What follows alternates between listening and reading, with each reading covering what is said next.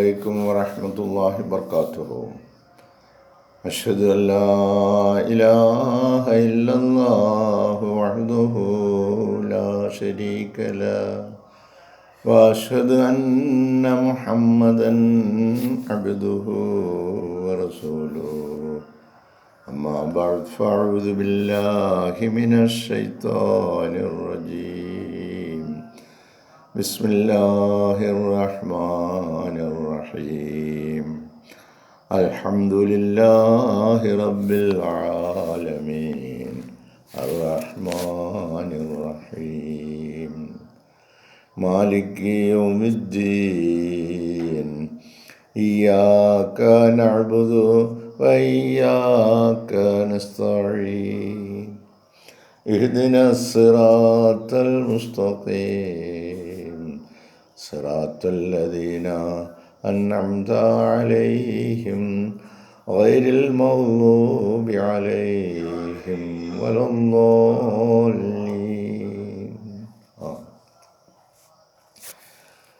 സ്നേഹബഹുമാനമുള്ള സഹോദരങ്ങളെ, നമ്മുടെ പ്രിയങ്കരായ ഇമാം ഹസരത്ത് ഖലീഫത്തുള്ള മുനീർ അഹമ്മദ് അസീം അയ്യദഹുല്ലാഹു തആല ബിനസ്രിൽ അസീസ് ഹിജ്റ വർഷം 1446, അതായത് കഴിഞ്ഞ വർഷം റമദാൻ 27 നടത്തിയ ജുമാ ഖുതുബയുടെ ചില ഭാഗങ്ങളിലൂടെയാണ് നമ്മൾ ഇന്ന് കടന്നു പോകാൻ ശ്രമിക്കുന്നത്. ഹസരത്ത് ഖലീഫത്തുള്ള റമദാൻ 27 നടത്തിയ ഖുതുബയിൽ പറയുന്നു, ഇസ്ലാമിൻ്റെ കേന്ദ്ര സ്തംഭം അള്ളാഹുവിനെ ആരാധിക്കലാണ്. ഏകനായവനെ, പങ്കാളിയില്ലാത്തവനെ, അല്ലാഹു അല്ലാത്ത എന്തിനെയെങ്കിലും ആരാധനാരൂപത്തിൽ വണങ്ങിയാൽ അത് അനീതിയാണ്, നിരർത്ഥകമായ കാര്യവുമാണ്. കാരണം അവൻ മാത്രമാണ് എല്ലാ അധികാരങ്ങളും കൈയാളുന്നത്. നമ്മുടെ ആഗ്രഹങ്ങൾ സാധിച്ചു തരുന്നതും നമ്മുടെ അർത്ഥനകൾ അംഗീകരിക്കുന്നതും പ്രാർത്ഥനകൾ സ്വീകരിക്കുന്നതും അവൻ തന്നെയാണ്. അവൻ മാത്രം. ഈ അടിസ്ഥാന സത്യം ചുരുക്കി അവതരിപ്പിക്കുന്ന കാതലായ വിശ്വാസ പ്രഖ്യാപനമാണ് ഷഹാദ. ലാ ഇലാഹ ഇല്ലല്ലാഹ്, അല്ലാഹു അല്ലാത്ത മറ്റൊരു ദൈവവും ആരാധനയ്ക്കർഹനായി ഇല്ല എന്ന ആ ഷഹാദ ഇസ്ലാമിൻ്റെ മൂലക്കല്ലാണത്. ലാ ഇലാഹ ഇല്ലല്ലാഹ്, അല്ലാഹു അല്ലാത്ത ഒരാരാധ്യനും ഇല്ല എന്ന പ്രസ്താവന ഇസ്ലാമിൻ്റെ അടിവേരാണ്. അത് പോയാൽ പിന്നെ വേറെ ഒന്നുമില്ല, പിന്നെ അതിന് നിലനിൽപ്പില്ല. അവൻ്റെ സന്തോഷത്തിലേക്കും തൃപ്തിയിലേക്കും മാനവകുലത്തെ വഴി കാണിക്കുവാനായി, അതിലൂടെ ധാർമ്മിക പാതയിലൂടെ വഴി നടത്തുവാൻ അള്ളാഹു എല്ലാ ജനതയിലേക്കും പ്രവാചകന്മാരെ നിയോഗിച്ചിട്ടുണ്ട്.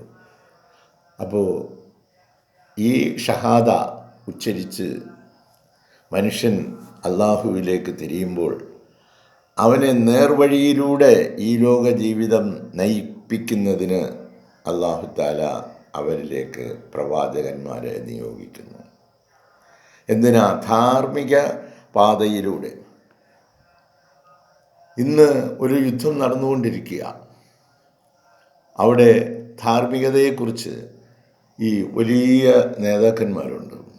അന്താരാഷ്ട്ര തലത്തിലുള്ള വലിയ വലിയ സാമ്പത്തിക കാര്യ വിദഗ്ധന്മാർ, യുദ്ധകാര്യ വിദഗ്ധന്മാർ, സാമൂഹ്യ പരിഷ്കർത്താക്കൾ, രാഷ്ട്രീയ നേതാക്കൾ, ഭരണകർത്താക്കൾ, ഇങ്ങനെ വമ്പന്മാരായ ആളുകളെല്ലാം ഉണ്ട്. അപ്പോൾ ഒരു രാജ്യം മറ്റൊരു രാജ്യത്ത്, ഒരു സ്വതന്ത്ര രാജ്യം മറ്റൊരു സ്വതന്ത്ര രാജ്യത്ത് കയറി ആക്രമിക്കുന്നത് ശരിയാണോ എന്ന് ഉള്ള ചോദ്യത്തിനുള്ള ഉത്തരം എന്താണ് ഈ ലോകം തരുന്നത്? അവിടെ അവർ പറയുന്നത്, ധാർമ്മികത എന്ന് പറയുന്ന ഒന്ന് ഈ യുദ്ധത്തിലോ രാജ്യതന്ത്രജ്ഞതയിലോ ഇല്ല.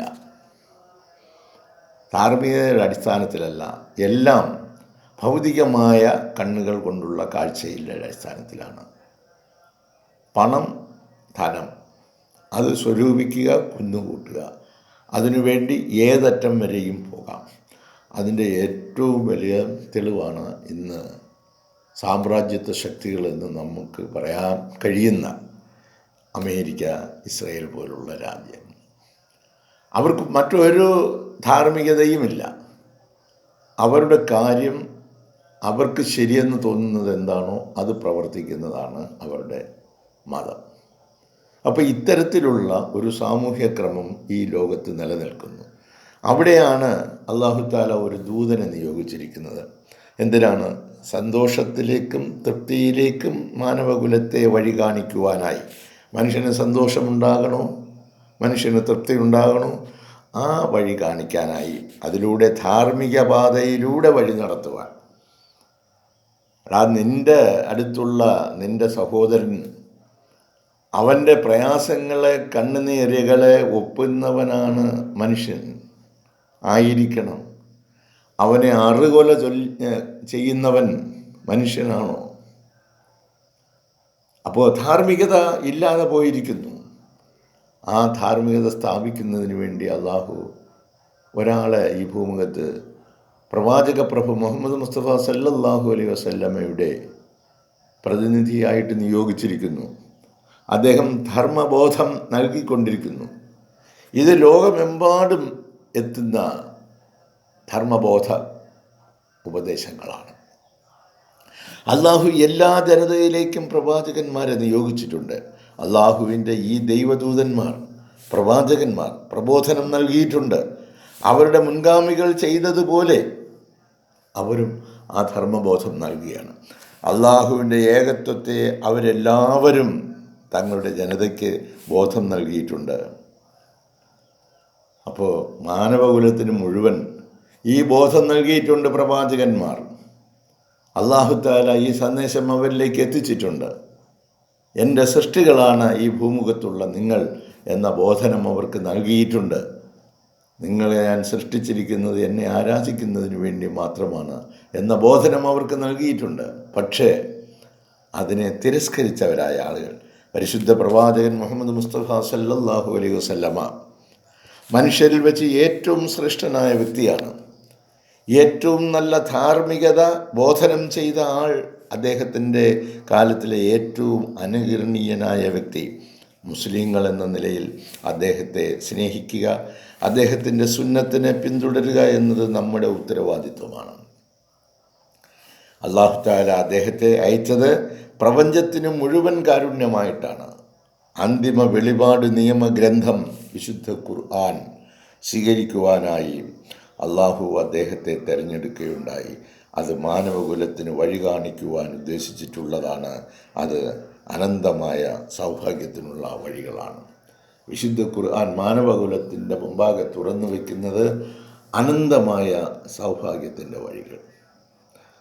ആ സൗഭാഗ്യത്തിൻ്റെ വഴികൾ അടങ്ങിയ ഈ ഗ്രന്ഥത്തിൽ പറഞ്ഞിരിക്കുന്ന കാര്യങ്ങളൊക്കെ വിസ്മൃതി ഇത്തഖദു ഹാദൽ ഖുർആന മഹ്ജൂറ, അവർ അവഗണിച്ചതിൻ്റെ പരിണിത ഫലമായി ഈ അന്ധകന്മാരായ ആളുകളുമായിട്ട് നിങ്ങൾ മോശപ്രവർത്തനങ്ങൾ ചെയ്യുന്നവർ നന്മയായ കാര്യങ്ങൾ ഉപദേശിക്കുകയും അവരത് സ്വീകരിക്കുന്നില്ല എങ്കിൽ അവരിൽ നിന്ന് അകലം പാലിക്കുകയും ചെയ്യണമെന്ന് പഠിപ്പിച്ച പ്രവാചകൻ മുഹമ്മദ് മുസ്തഫ സല്ലല്ലാഹു അലൈഹി വസല്ലമയുടെ അനുചരന്മാർ ഇന്ന് തെറ്റായ പ്രവർത്തനങ്ങൾ ചെയ്യുന്നവരോടൊപ്പം ചേർന്ന് നിന്നുകൊണ്ട് അവർക്ക് ഇഹലോക സുഖം അനുഭവിക്കാമെന്നുള്ള വ്യാമോഹത്തിൽ കഴിഞ്ഞുകൂടുകയാണ്. ഈ പരിശുദ്ധമായ റമദാനിൽ ലോകമെങ്ങും അശാന്തി വരുത്തിക്കൊണ്ട് അക്രമികളായ ആളുകളുടെ തേരോട്ടമാണ് നടന്നുകൊണ്ടിരിക്കുന്നത്. ഇവിടെയാണ് ധാർമ്മികതയുടെ ആവശ്യമേ ഇല്ല, ഞങ്ങളെല്ലാം ഭൗതിക കണ്ണുകൾ കൊണ്ടാണ് നോക്കിക്കാണുന്നത്. അവിടെ ധനം എപ്രകാരം കുന്നുകൂട്ടാമെന്നുള്ളതിന് ഇവിടെ അങ്ങനെയല്ല. നിങ്ങൾ കഷ്ടപ്പെട്ടുണ്ടാക്കുന്ന നിങ്ങളുടെ ധനം പ്രയാസങ്ങളും ബുദ്ധിമുട്ടുകളും അനുഭവിക്കുന്നവരിലേക്ക് കൊടുത്ത് അവരുടെ കണ്ണുനീരെങ്ങനെ ഒപ്പാം എന്നുള്ളതിനെക്കുറിച്ചായിരിക്കണം നിങ്ങൾ ചിന്തിക്കേണ്ടതെന്ന് പഠിപ്പിച്ച പ്രവാചകൻ, അവരുടെ അനുചരന്മാർ. അല്ലാഹു തആല അവരുടെ മേൽ വാരിക്കോരി ധാരാളമായ സമ്പത്ത് കൊടുത്തു. പക്ഷേ അക്രമികളോടൊപ്പം ചേർന്ന് നിൽക്കുവാനാണ് അവർ ഇഷ്ടപ്പെടുന്നത്. ആ ദീനിൻ്റെ സുന്ദരമായ അധ്യാപനങ്ങൾ എമ്പാടും വ്യാപിപ്പിക്കുന്നതിനും പ്രചരിപ്പിക്കുന്നതിനും ഈ നന്മയുടെ കിരണങ്ങൾ അവരിലേക്ക് എത്തിക്കുന്നതിനുമായി പരിശ്രമിക്കുന്നതിന് പകരം നമുക്കൊക്കെ തോന്നിയതുപോലുള്ള ഒരു ജീവിതമാണ് നമ്മൾ നയിച്ചുകൊണ്ടിരിക്കുന്നത്. എന്തിനേറെ നമ്മുടെ ഗൃഹാന്തർഭാഗത്ത് പോലും ഈ പരമമായ സത്യം ഉൾക്കൊള്ളുകയോ അതനുസരിച്ച് അവർ പ്രവർത്തിക്കുകയോ ചെയ്യാത്തതിൻ്റെ ദുരന്തങ്ങൾ തീർച്ചയായിട്ടും ഇന്നല്ലെങ്കിൽ നാളെ അവരെ പിടികൂടുക തന്നെ ചെയ്യും. അൽഹംദുലില്ലാ സുമ്മ അൽഹംദുലില്ലാ. തീർച്ചയായും നാം അള്ളാഹുവിനോട് നന്ദിയുള്ളവരായിരിക്കണം. ഹസ്രത്ത് മുഹമ്മദ് മുസ്തഫ സല്ലല്ലാഹു അലൈഹി വസല്ലമയുടെ കാലത്ത് അനേകം ആളുകൾക്ക് എഴുതുവാനും വായിക്കുവാനും അറിയില്ലായിരുന്നു. എന്നാൽ അള്ളാഹു അവരുടെ ഹൃദയങ്ങൾ തുറന്നു ഖുർആൻ ഹൃദിസ്ഥമാക്കുവാനായി, പ്രവാചകൻ സല്ലല്ലാഹു അലൈഹി വസല്ലമയുടെ വചനങ്ങൾ മനഃപ്പാഠമാക്കുവാനായി. അന്ന് എഴുതാനും വായിക്കാനും അറിയാത്ത ആളുകളാണെങ്കിലും അള്ളാഹുവിൻ്റെ വചനങ്ങൾ അവരുടെ ഹൃദയങ്ങളിലേക്ക് അള്ളാഹു തുറന്നു വെച്ചു കൊടുത്തു.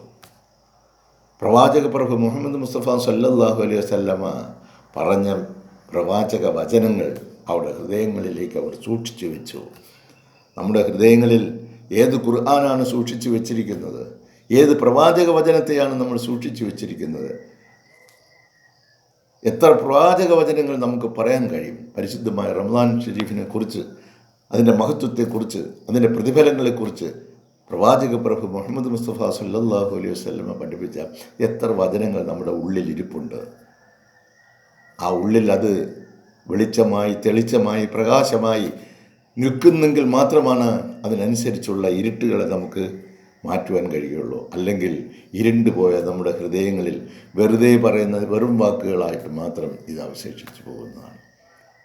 നമ്മുടെ കർമ്മരംഗങ്ങളിലേക്ക് പ്രവാചക പ്രഭു മുഹമ്മദ് മുസ്തഫ സല്ലല്ലാഹു അലൈഹി വസല്ലമ പഠിപ്പിച്ച ഖുർആനും ഖുർആൻ്റെ വ്യാഖ്യാനങ്ങളും ആ സുന്നത്തുകളും നമ്മുടെ നിത്യജീവിതത്തിൽ അല്ലാഹു തആല അനുഗ്രഹിച്ച് നൽകിയിരിക്കുന്ന നമ്മുടെ കണ്ണുകളിലൂടെയും ചെവികളിലൂടെയും നാവുകളിലൂടെയും ഹൃദയങ്ങളിലൂടെയും കൈകളിലൂടെയും കാലുകളിലൂടെയും പ്രവഹിക്കുന്നില്ല എങ്കിൽ, പ്രവൃത്തി പഥത്തിലൂടെ കാണിച്ചു കൊടുക്കുന്നില്ല എങ്കിൽ നിരർത്ഥകമായ ഒരു ജീവിതമാണ് നമ്മൾ നയിച്ചുകൊണ്ടിരിക്കുന്നത്.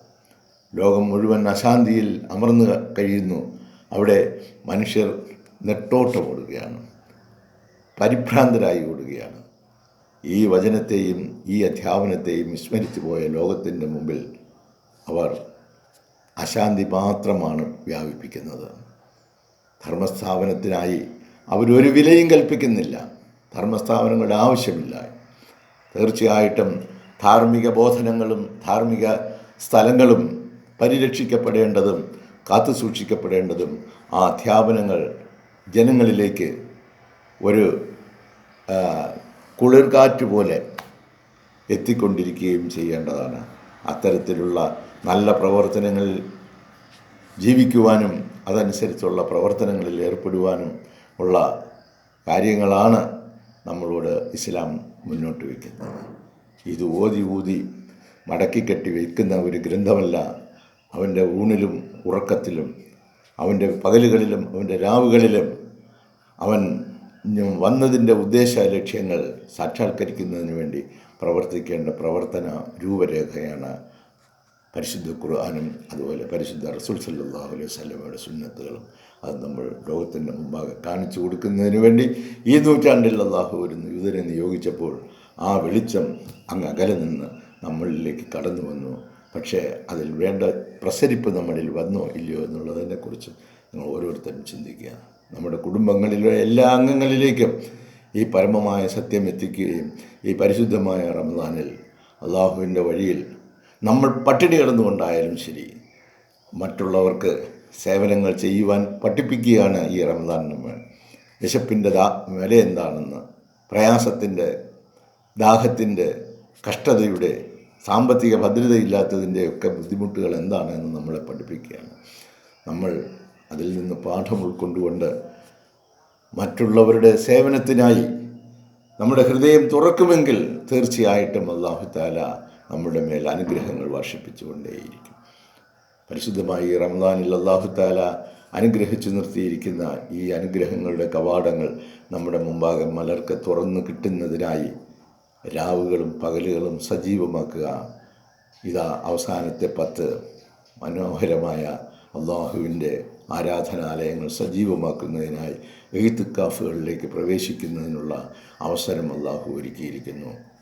നമ്മുടെ എല്ലാവിധ പാവങ്ങളും കഴുകിക്കളഞ്ഞ് ശുദ്ധമായ ഒരു പുതിയ മനുഷ്യനായി രൂപാന്തരപ്പെടുന്നതിന് വേണ്ടി എഴുത്തിക്കാഫും അവസാനത്തെ 10 ദിനങ്ങളും പരിശുദ്ധ റമദാനിൽ ഉപയോഗപ്പെടുത്തുക. അതിനായി നൂറുൽ ഇസ്ലാം മസ്ജിദിലേക്കും അതുപോലെ സിറാജുൽ മുനീർ മസ്ജിദിലേക്കും എത്തിച്ചേരാൻ കഴിയുന്ന സഹോദരങ്ങൾ അവരവരുടെ സൗകര്യാർത്ഥം എത്തിച്ചേർന്ന് അവിടെ നിങ്ങൾ അള്ളാഹുവിനെ സ്മരിക്കുക, ദൈവസ്മരണയിൽ കഴിഞ്ഞുകൂടുക. നിങ്ങളുടെ സമ്പത്തിൽ നിന്നും നിങ്ങൾ കഷ്ടപ്പെട്ട ധനത്തിൽ നിന്നും അള്ളാഹുവിൻ്റെ വഴിയിൽ ചിലവഴിക്കുവാൻ വേണ്ടി ശ്രമിക്കുക. അപ്പോൾ നിങ്ങളിലേക്ക് എപ്രകാരമായിരിക്കും അവൻ്റെ അനുഗ്രഹങ്ങൾ വന്നിറങ്ങുന്നതെന്ന് തീർച്ചയായിട്ടും ഇഹലോകത്തും നാളെ പരലോകത്തും അനുഭവവേദ്യമാകുന്നത് ആണ്. അള്ളാഹു തആല അതിനുള്ള തൗഫീഖ് നൽകട്ടെ എന്ന് പ്രാർത്ഥിച്ചുകൊണ്ട് ഇന്ന് വാക്കുകളിലൂടെ അവസാനിപ്പിക്കുന്നു. ഇൻഷാ അല്ലാഹ് നാളത്തെ പ്രഭാതത്തിൽ നമുക്ക് അടുത്ത ഇതിൻ്റെ ബാക്കി ഭാഗങ്ങളുമായിട്ട് മുന്നോട്ട് പോകാം. അസ്സലാമു അലൈക്കും വറഹ്മത്തുള്ളാഹി വബറകാതുഹു.